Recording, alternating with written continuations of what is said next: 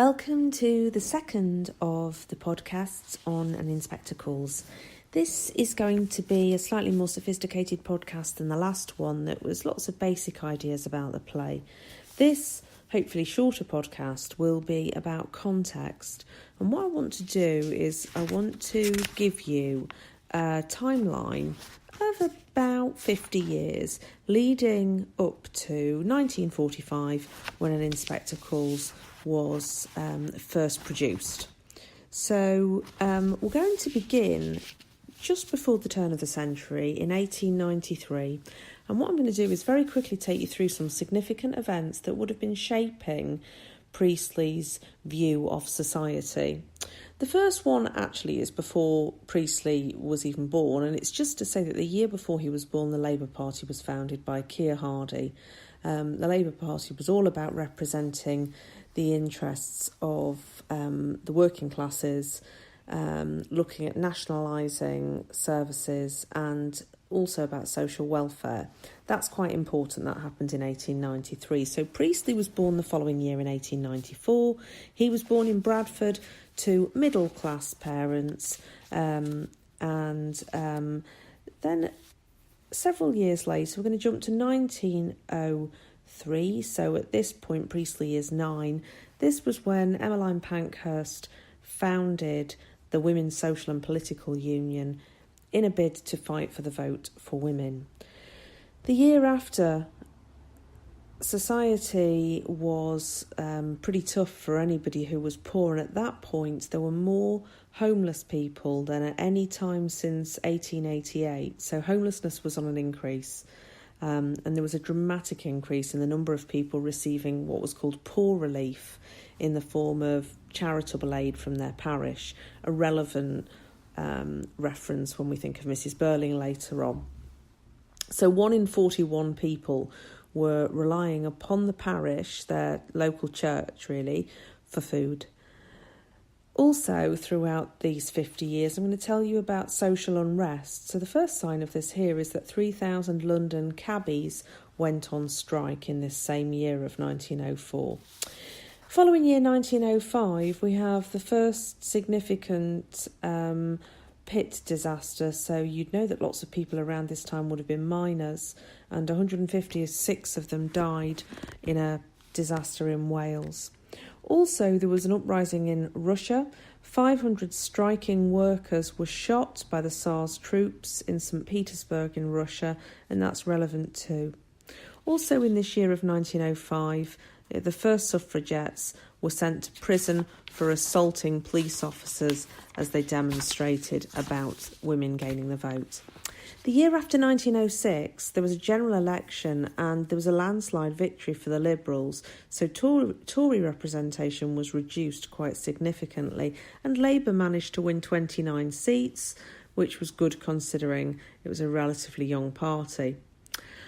Within this year, there was also a jobless march from the Midlands to London. So these were people who were unemployed and they were protesting at Downing Street. At this point, of a population of 33 million, 10 million workers were living in chronic destitution, in extreme poverty. Following year in 1907, there were strikes and rioting in Belfast, so a sense of unease in Ireland developing. The year after that, in 1908, further strikes. This time, 2,000 cotton workers were on strike in the north of England. A further mining disaster, 73 miners killed in a Lancashire pit explosion and 10 miners in a Somerset pit explosion. 200,000 people in this year joined the suffragette demonstration in London. Looking at the year after, in 1909, at this point there were 2,500 sick children in workhouses. And again, another pit explosion, 26 miners killed in South Wales. Following year, unsurprisingly, 1910, there was a miners' strike, and the miners were striking, of course, for improved safety in the pits, and also here they were campaigning for an 8-hour day, and this strike actually developed into very violent riots. Also in 1910, in Lancashire, 700 mills locked their workers out once they demanded higher wages. So there you have a foreshadowing of what was to be written about in Inspector Calls. And, believe it or not, another pit explosion, this time in Lancashire, 350 men and boys killed in 1910. Moving on to the following year, 1911, more violent riots over low wages and rising prices. In fact, there were 200,000 people on strike in England. So violent that armed troops were brought in to get the rioters under control, and several of the strikers were shot dead. 21 people died in a mill explosion, and during a huge heat wave, 2,500 children died. London, at this point, was judged to be the unhealthiest city in the world. Further mill strikes, this time 300,000 mill workers locked out by the owners because they were protesting for higher wages. But in a positive move for workers, shop workers were able to win their fight to gain a maximum of a 60-hour working week. That was reducing their hours from a ridiculous 80 to 90 hours worked over 7 days. So moving on to 1912, of course, the year in which an Inspector Calls is set, not written, but set. At this point, Priestley is 18 years old. And this, we know, most significantly, is when the unsinkable Titanic hits an iceberg and sinks. 1,500 people die. And the striking and the protests continue.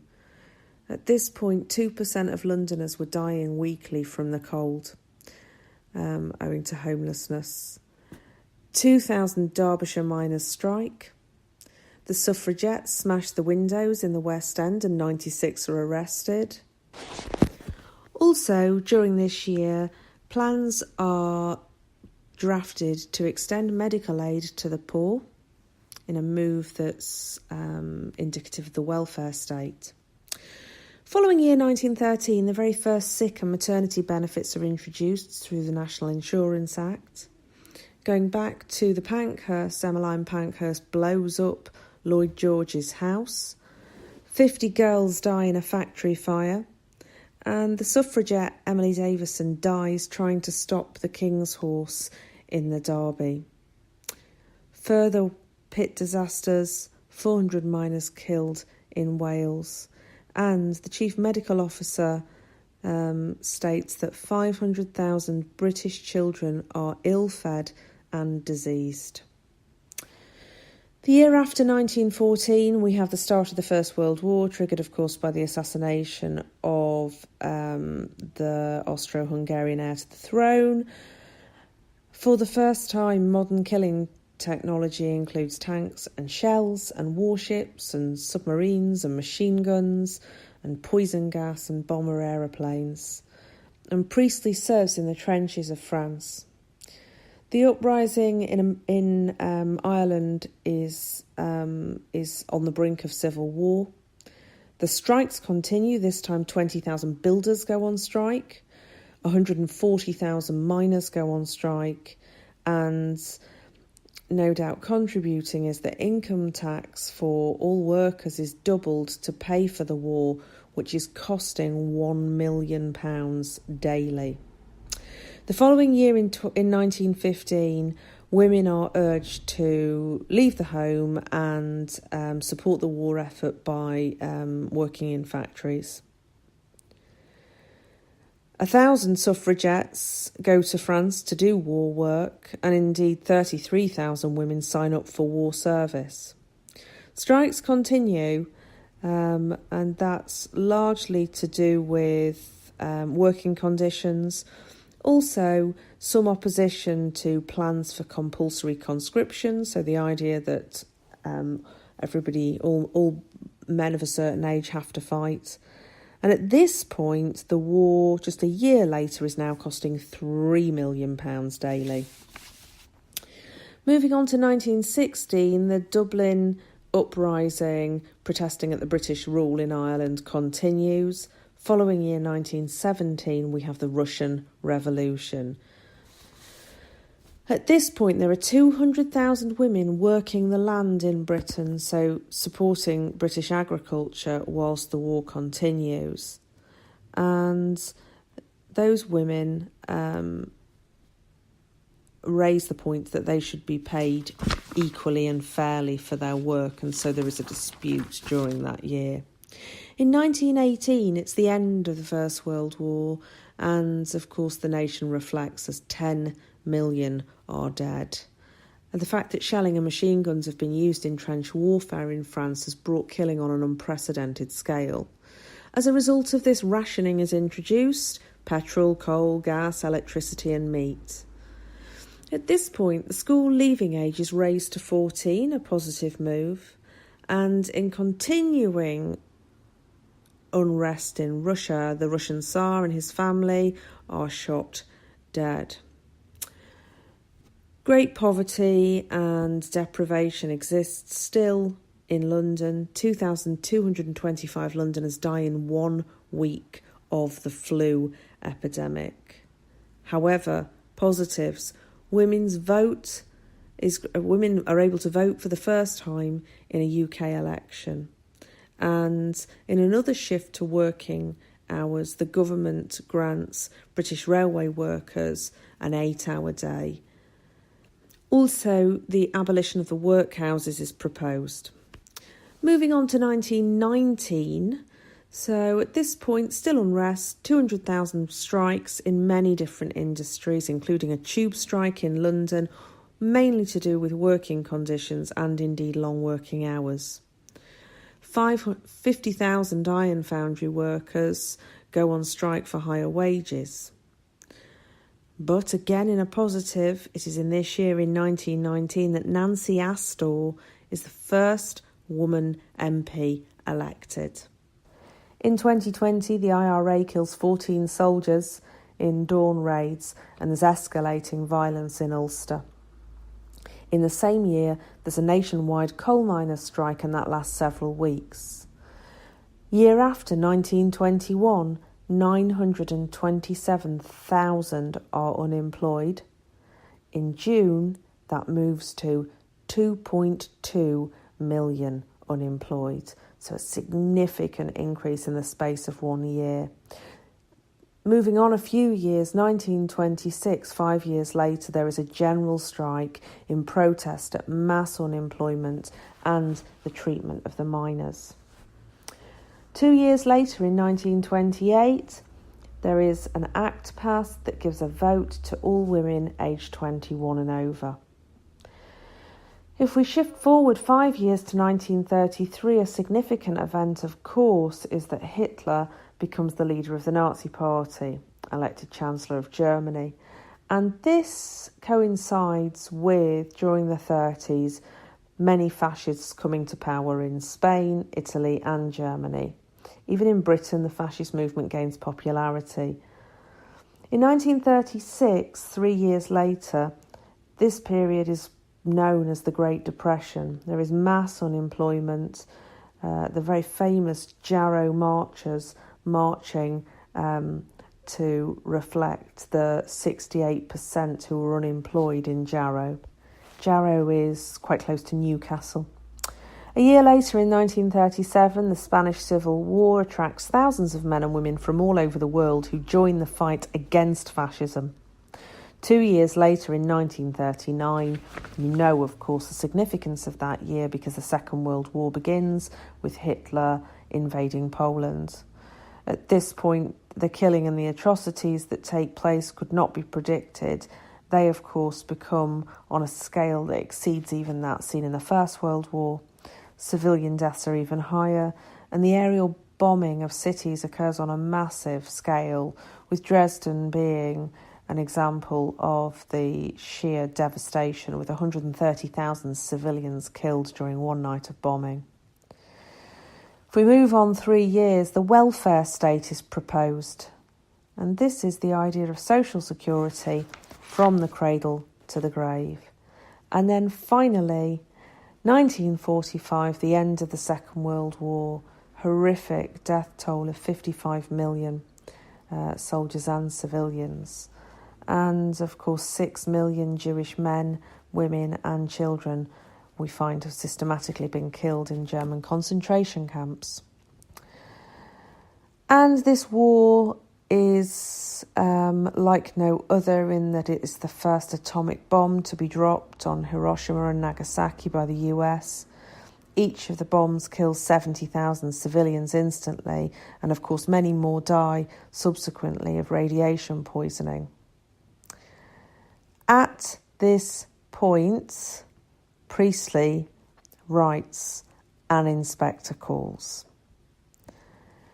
As he does so, Churchill's wartime government resigns and a reforming Labour government is elected to power in a landslide victory. Priestley visits the Soviet Union and an inspector calls is first produced in Moscow, only to be performed the following year in London. So as we get to the end of this podcast, what I want you to do is reflect on everything that I've just told you about the 50 years leading up to Priestley writing an inspector calls, and think about which of those events seem to be significant to you. Many students will write about the First and the Second World War, and much as the play is set in 1912, it's written in 1945, when both world wars have been experienced. Now that is significant, and by setting it in 1912, Priestley is warning the characters about the consequences of being insular, of not looking out for one another, and about what is potentially going to come.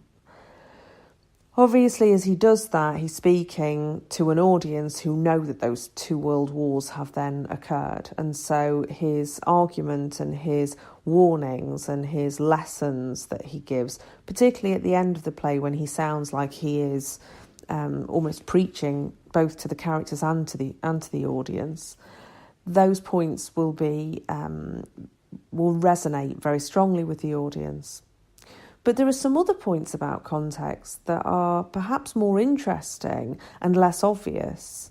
What you've heard there about the last 50 years is that there was huge unrest within many industries across the country, and that many of those concerns related to the conditions that workers were enduring.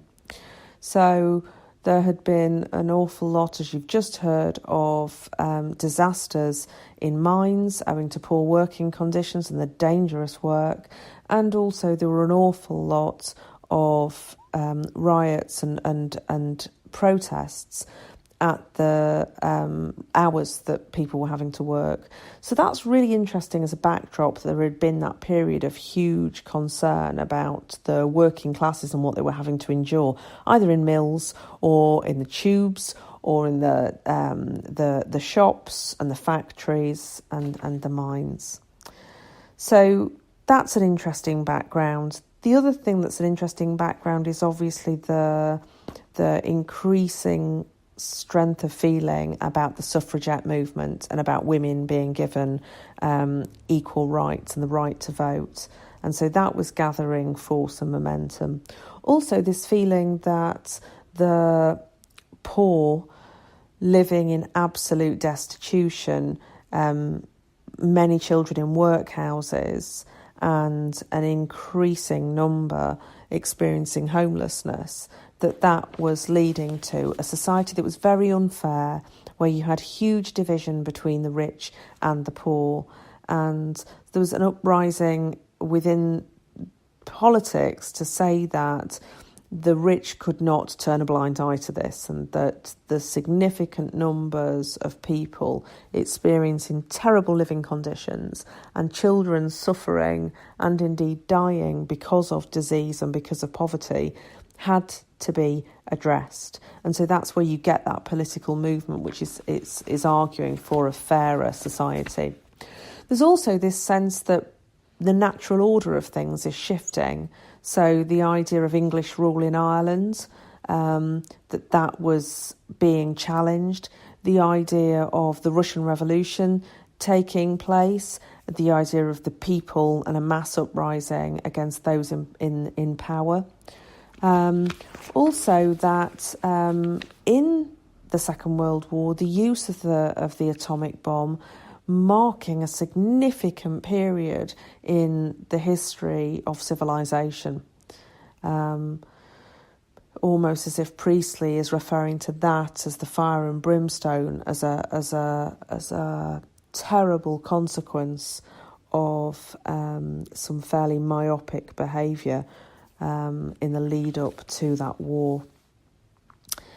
And so there are many, many different strands to pull out of what was happening in terms of the context of the country.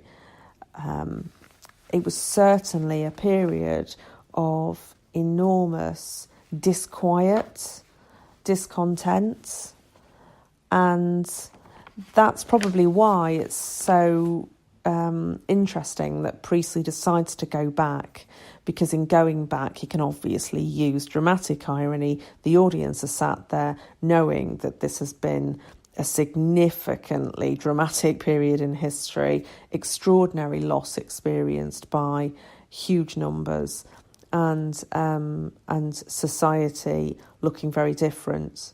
And so he is saying there that very clearly that society has to change, and it's a very powerful argument with that as the backdrop.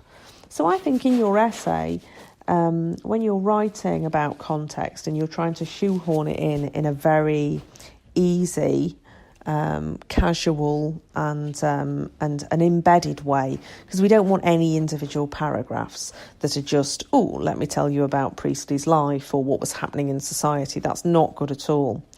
But if within your argument you're able to integrate context by making reference, for example, to the Jarrow Jobless March, it doesn't matter whether you can recall that was in 1936 or that 68% of people in Jarrow were unemployed. That actually doesn't matter. If you can show that you've got an understanding of the context and the challenges people in society were facing at the time, then that will give your essay an extra depth. I think we can imagine that most people are going to write about the First and the Second World War, and hopefully in what I've told you there, I've given you a sense of other political and social things that were happening that might just be slightly more interesting. I hope that's been worthwhile for you. Another one to follow shortly.